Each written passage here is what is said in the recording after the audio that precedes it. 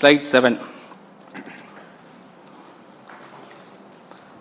Structural revenue deficit, highest ever record. நமது வருவாய் பற்றாக்குறை ரூபாய் 78,324 கோடியாக உயர்ந்துள்ளது. இது GSDP-இன் 2.22% ஆகும். மேலும் இது வரலாற்றிலே இல்லாத உச்ச அளவாகும்.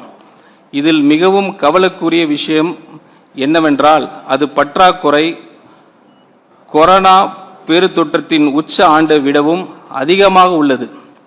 ஆனால் இப்போது அதற்கு ஒப்பான எந்த வெளிப்புற அதிர்ச்சியும் காரணமாக இல்லை.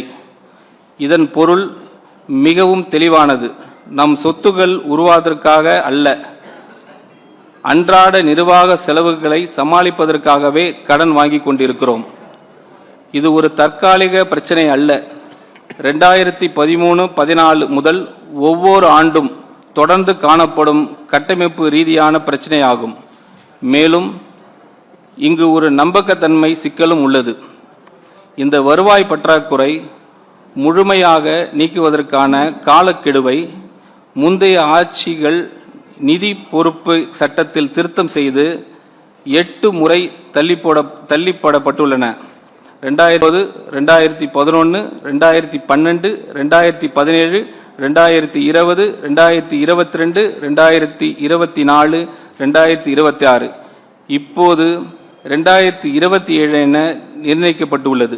ஆனால் 2027 என்றும் இலக்கும் எட்டப்படாமல் போகும் நிலை உள்ளது. இதற்கிடையில் குஜராத் வருவாய் உபரியுடன் செயல்படுகிறது. கர்நாடகா மற்றும் மகாராஷ்டிரா வருவாய் செலவு கணக்கில் கிட்டத்தட்ட சமநிலையை பேணிக்கின்றன. இந்த குறிப்பீட்டில் தமிழ்நாடு அவற்றில் இருந்து முற்றிலும் வேறுபட்ட பாதையில் சென்றுவிட்டது. ஒரு உதாரணம், வீடு வாங்குவதற்காக கடன் எடுத்தால் இறுதியில் உங்களிடம் ஒரு வீடு இருக்கும்.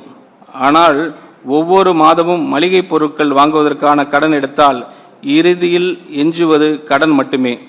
மேலும் வங்கியிடம் கடனை திருப்பி செலுத்தும் தேதியை 8 முறை சொல்லி ஒவ்வொரு முறையும் அந்த வாக்குறுதியை மீறினால் நம்பிக்கை எவ்வாறு இழக்கப்படுகிறது என்பதற்கான சிறந்த உதாரணம் இதுவே.